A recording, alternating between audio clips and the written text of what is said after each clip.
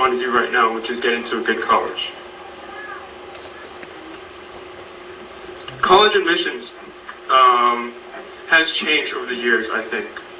A few years ago, you know, a lot of students came up here and said to me and said to a lot of my friends that students should be well-rounded and that students should, you know, be good in every area. And I think that that's changed completely.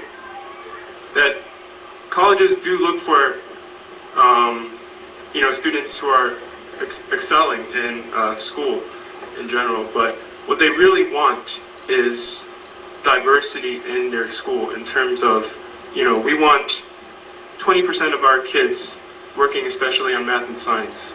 We want another 20% of our kids working on English and another 20% on social studies, another 20% on maybe something completely different, something, you know, that doesn't really belong in any group, like, say, the arts or music or whatever.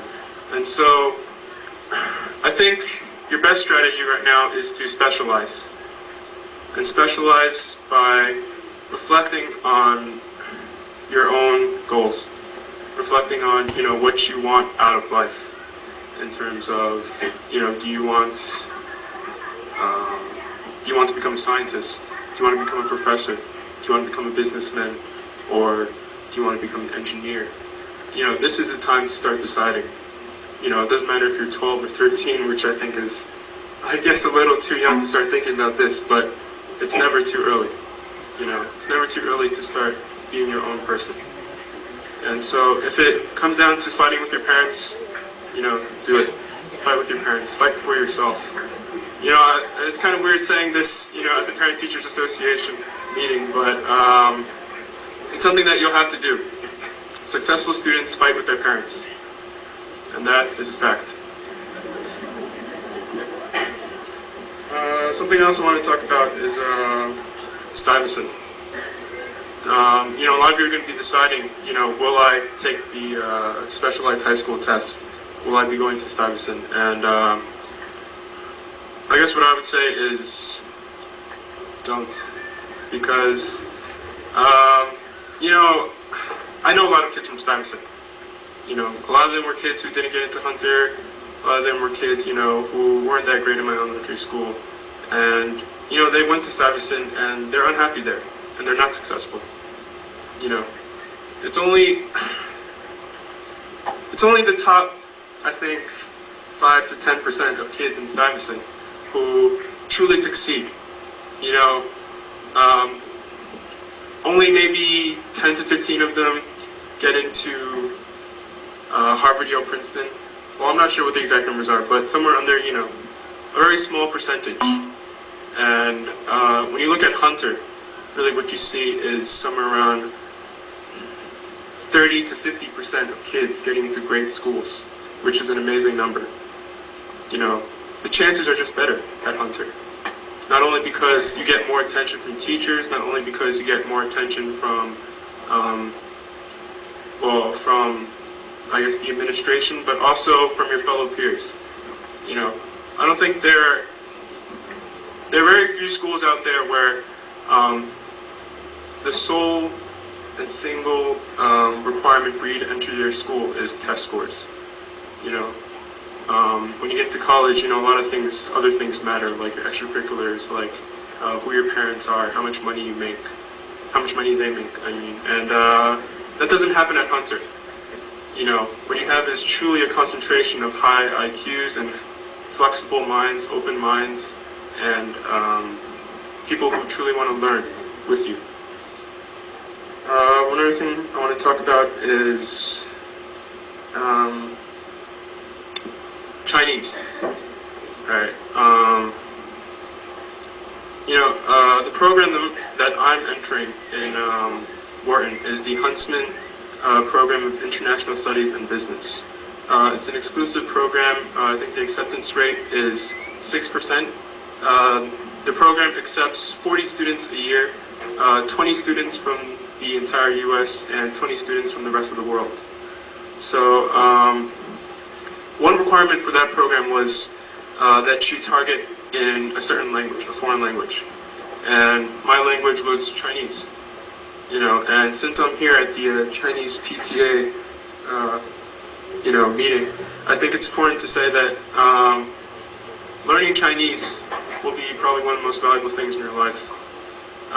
Not just for college, not just for, at home, but in this world. Learning to speak and write Chinese is an invaluable skill. And it's a huge advantage over any other person in this world. And if you don't take advantage of that, and if you don't learn what you can now, then you will probably regret it. So I guess I'll end this by saying, by responding to something that Kyle said, which is, you got to do what you got to do. And I guess I want to say that I disagree with that. What I want to say is that you're going to do what you want to do. And so what you want to do is really the most important thing. And if you want big things, and if you want great things, then you'll do what you have to do to get them. So yeah, that's what I have to say. I welcome all your questions on these programs that I've been a part of at Hunter, and I thank you for your time.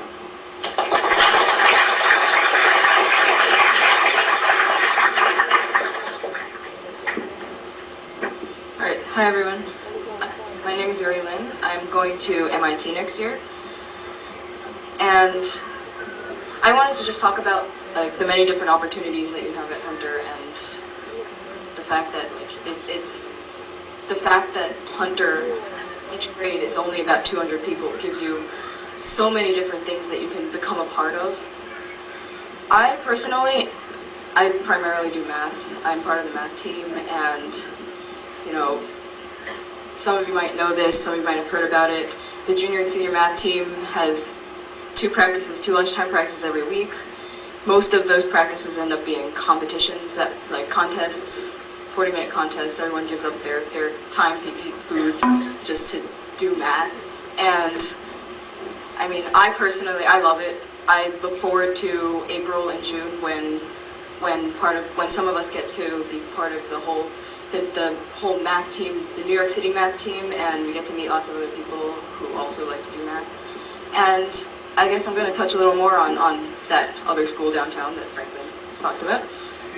So, like, a lot of people ask me, if you're so into math and science and stuff like that, why didn't you go to Stuyvesant? Why stay at Hunter, which is a school more well known for being good in the humanities?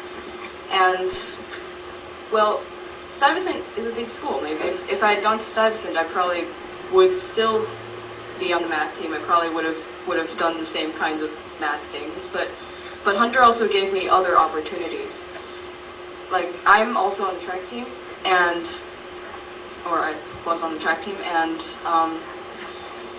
the great thing about the Hunter track team is that anyone who wants to join can, and even if you're not that fast, even if you're not really good at anything to begin with, you can learn, and you can, you can become a part of anything you really want to do. I'm a pole vaulter. I might, if you don't know what pole vaulting is, it's basically the event where you take a pole and you run up to a giant mat and you plant the pole in the ground and you jump. And I'm a small person. I'm not very strong. I don't really look like a pole vaulter, but I mean, one day I asked my coach, can I try to pole vault? And he said, yes, you can. And so I've done pole vaulting for the last 3 years. And this is the kind of stuff that you really can't do at Stuyvesant. Because I've talked to people who are in Sty, their track team tryouts fill up their entire lobby, which is huge if you've ever been there. And people have to wait maybe 3 hours just to try out. And they might not even be allowed on the team because, you can't have several hundred people on a track team. So that's what I found is really great about Hunter's size, is that you can do anything. And high school is really great time, especially for like you younger kids.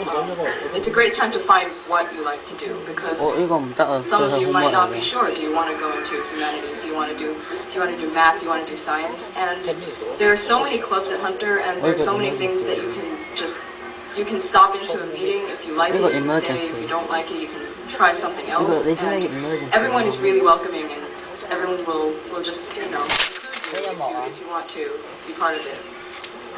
And yeah, like I never thought that I would be athletic ever, but since I joined the track team, I found that it's a really great environment. And the other really nice thing about Hunter's size, I think, is the fact that you get more attention for things that you might be more concerned about, like the college process. We have 6 counselors for each grade, and in your senior year, the senior grade gets split up into groups, and each group has a counselor. You can meet with your counselor as many times as you like, or as few times as you like, if you really want to take control of your own college process. And I found that my counselor was really helpful. She helped me keep track of every date that I had to remember and all of my deadlines, and she helped me choose which colleges I wanted to apply to. And so the fact that there's all this time for one-on-one counseling, it's a great thing. And one more thing, I just wanted to talk about it because I guess Kyle also talked about it, but since I guess you guys know that I got a 2400 on the SATs, but I didn't. But the SATs, I don't think they are as important as a lot of people make them sound. I have some friends who used to go home and they would spend their entire weekends, like 8 hours a day every Saturday and Sunday, just studying for this one test. And it's really not that big a deal. There are so many people who do well on the SATs. There's so many people who have like 4.0 GPAs, and what really sets you apart in your college applications is who you are, what you like to do, and what you spend your time on. It's not all about work, it's not all about homework, it's not all about the classes that you take. Like, it's also just what you love to do, and you have to make that clear, because that's really what the college wants to know, is who you are, and not just a whole pile of numbers. And I guess like they covered a lot of the other stuff I want to say, so I'm gonna pass this on to Tony.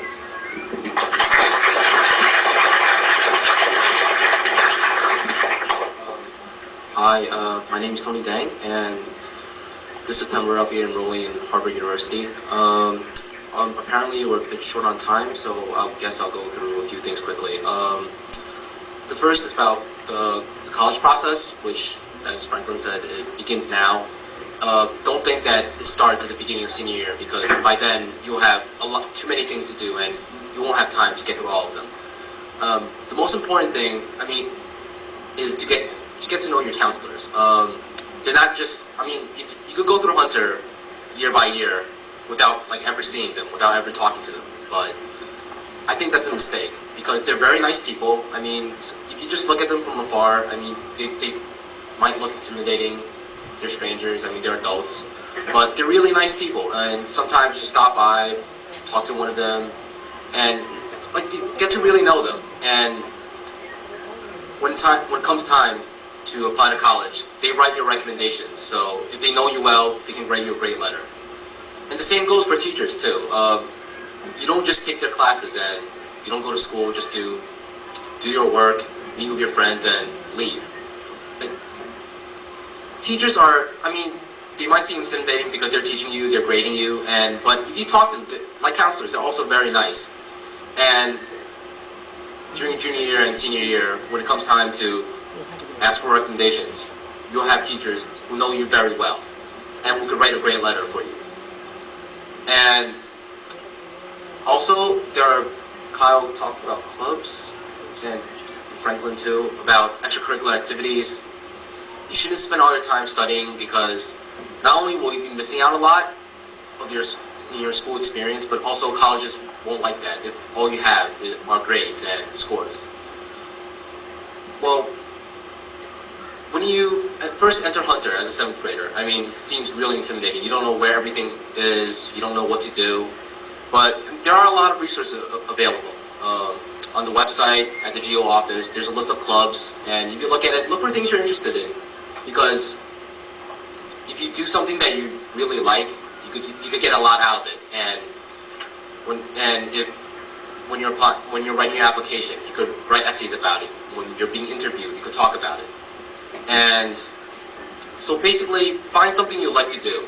It could be anything. Hunter has over 60 clubs, and you could definitely find a few that you're willing to spend your time on.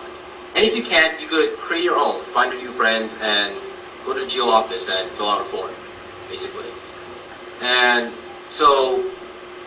also, don't just go for clubs or do extracurricular activities that basically look good on your application, because I don't think colleges really care about like prestige in a certain activity. I mean, you could do like Angela said, theater is not very. I mean, people usually don't look up to it. They usually think, wow, it's just something you do for fun. I mean, it's not that serious. But look for something like you really like to. It doesn't matter what it is, no matter how insignificant, because if you really like it, you can make a lot out of it. And if you're stuck doing something you don't like, and in the future, if someone asks you about it, or you're supposed to write an essay about it, I mean, you don't know what to say, because basically you just sat through it. You never really participated because you don't really like the activity. And the same thing goes, of course, for summer activities. Don't just go to something because it's a big name, like, I don't know, camp or whatever. It's just, like, find something that you want to do. I mean, when I was in the, what was it? Yeah, I was a freshman summer. I went to a place called Camp Rising Sun. I mean, it was very different from what you would expect. I mean, most people, they wouldn't expect something like this to be particularly good, look particularly good on the college application.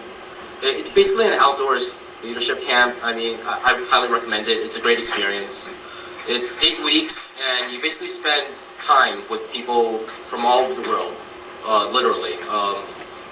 Over 30 other countries are participating or something.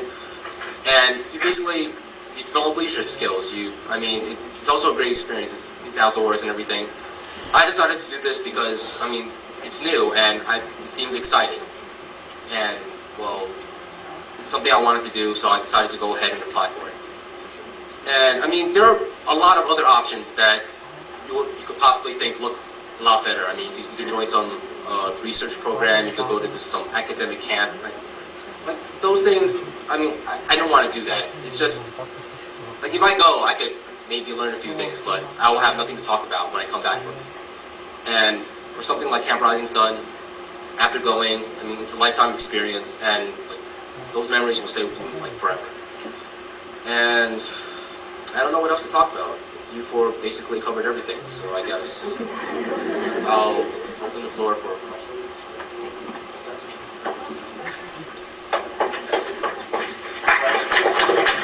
Yeah, if you have any questions, I guess just ask any of us.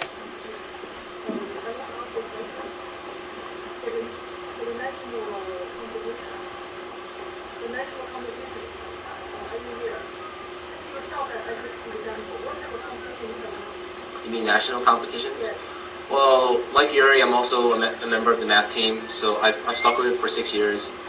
And I mean, if you just want some examples, I mean, in the 8th grade, I went to one called Math Counts, and recently, I mean, I just came back from it last night. I also went to a national math competition. It's called ARMO. I don't know what else you want to know.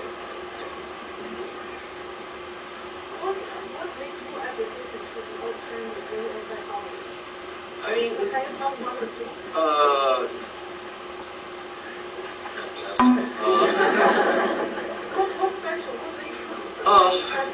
well, first, I mean, like, basically, with extracurricular activities, I picked a few and stuck with them. And also, I did a lot of things I liked, so when it came time to write the essays, I mean, I had a lot to write about. And I talked about Camp Rising Sun, and actually I wrote one of my essays about it, and I think it was probably one of the greatest essays I've ever written, because it's something, I mean, throughout high school. It's, I mean, something I really love. It's a great experience, and I could basically write, I mean, I could write basically 20 pages on it, but the essay is only like 1 or 2 pages. So I mean, I have a lot to write about. I have a lot to talk about. I was really excited. I mean, writing the essay was fun because I liked the experience, and I think it came out really well. Yeah. Any other questions?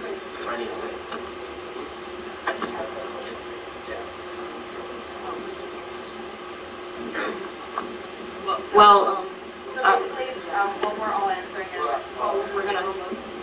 what we feel is the most significant part of that.